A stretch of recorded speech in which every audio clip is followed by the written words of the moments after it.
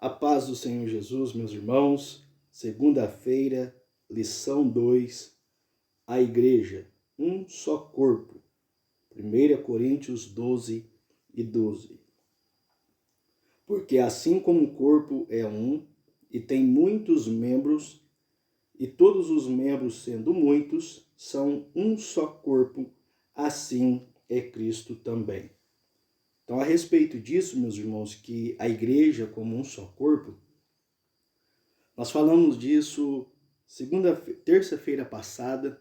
Você pode estar entrando aqui no nosso canal e conferindo o vídeo de terça-feira passada, onde nós falamos um pouquinho acerca disso, que a igreja, ela é o corpo de Cristo e nós somos seus membros individuais. Então, ressaltamos que o poder da unidade e os dons espirituais não são para dividir a igreja, mas pelo contrário, para nos conscientizar que nós devemos estarmos unidos, cooperando juntos para o crescimento do reino de Deus. Para falarmos um pouco mais desse assunto sobre a igreja como um corpo, eu trago para os irmãos aqui um estudo para que nós possamos ampliar esse conhecimento. Por exemplo, sobre o poder da união. Unidos, nós somos mais fortes. Nós vemos isso entre os animais, os insetos, que apesar de serem muitas das vezes pequenos, como as formigas, mas unidos, eles são mais fortes. Unidos, nós temos mais poder. Então isso também é interessante quando, no caso, por exemplo, das aves, unidas, elas podem voar mais longe. Unidos, nós somos mais rápidos, nós produzimos mais. Isso é uma verdade. Sabe, Salomão em Provérbios já havia, e Eclesiastes também já havia dito isso, que é melhor em serem dois do que um, porque tem melhor paga do seu trabalho. Então, unidos, nós produzimos mais. Unidos, nós nos completamos. Isso aqui que é o importante, porque nenhuma pessoa jamais tem a possibilidade de fazer todas as coisas. Então, daí a necessidade de nós precisarmos uns dos outros, reconhecermos humildemente que precisamos um dos outros. Um time de futebol, não tem como a pessoa ficar no gol, correr para o outro lado do campo, bater o escanteio, ir para a área do adversário para cabecear para fazer o gol, né? Então isso é um absurdo. Da mesma forma, no corpo, precisa de vários membros para que o corpo funcione perfeitamente. No exército, a mesma coisa. Numa orquestra, a mesma coisa. Precisa de vários instrumentos musicais para que a sinfonia saia perfeita. Da mesma forma também é um coral, por exemplo, né, onde tem ali vários timbres de voz, várias vozes, formando um só coro. Então, nós temos aí a importância da união. Você pode voltar e ouvi-las novamente. Agora eu queria rapidamente falar com os irmãos quais são os inimigos da união, da unidade de um casal, de uma equipe, né, de um grupo empresarial, enfim, são inimigos da unidade.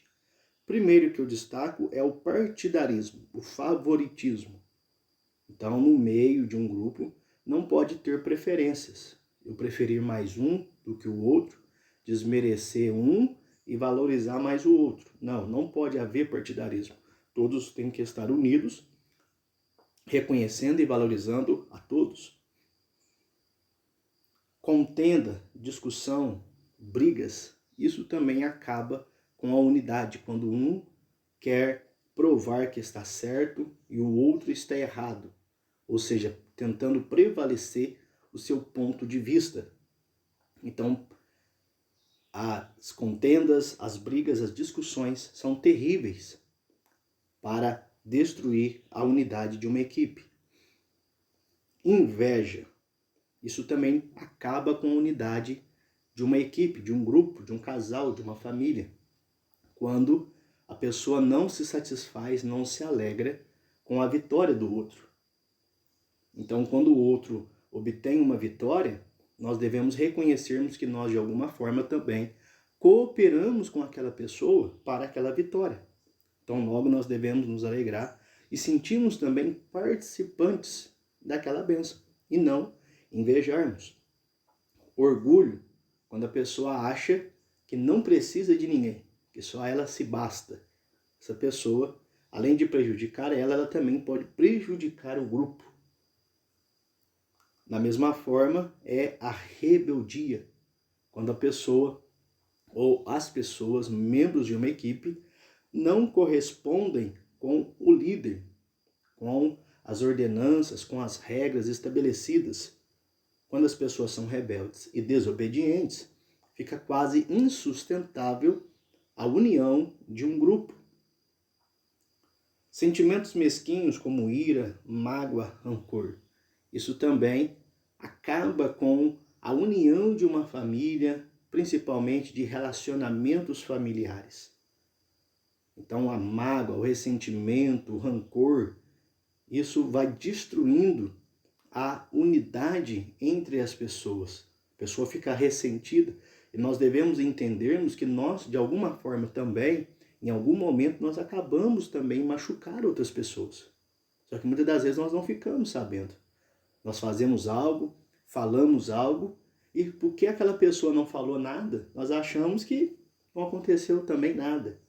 Mas nós devemos entender que todos nós somos falhos, todos nós erramos, devemos estar prontos para perdoar e buscar a reconciliação, o perdão. Também a incompreensão e a intolerância. Isso acaba com a unidade de um grupo, quando nós não toleramos as outras pessoas. Ou seja, o reconhecer que aquela pessoa tem uma fraqueza, ela é frágil naquela área, mas também em outra área eu também sou fraco, eu também sou frágil. Por isso que precisamos da equipe. Por isso que todos nós trabalhamos juntos. O que um não consegue fazer, o outro faz. O que um não pode fazer numa área, o outro ajuda. E assim nós vamos nos completamos. Nós vamos compreendendo as debilidades, as fraquezas do outro e cooperando para a promoção e o crescimento do conjunto como um todo. A falta de respeito também. Isso aqui são poucas as pessoas que atentam para isso. Muitas das vezes as pessoas acham porque são amigas, são muito íntimas, são até mesmo marido e mulher, podem agir com desrespeito com a outra pessoa. Isso aqui, meus irmãos, acaba com a unidade de um grupo. Grandes amigos, até mesmo amigos íntimos, mas em algum momento abusaram daquela intimidade, daquela amizade e desrespeitaram.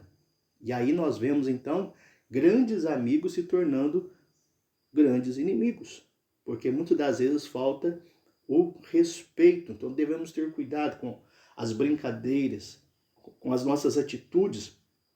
Não é porque a outra pessoa é meu amigo, brinca comigo, que isso me dá o direito de desrespeitá-la e da mesma forma da pessoa para comigo. E por último, mexericos, fofocas e calúnias. Isso acaba com a unidade de uma equipe. Devemos sermos sinceros, devemos sermos verdadeiros e falarmos diretamente com a pessoa o problema, a situação que está acontecendo.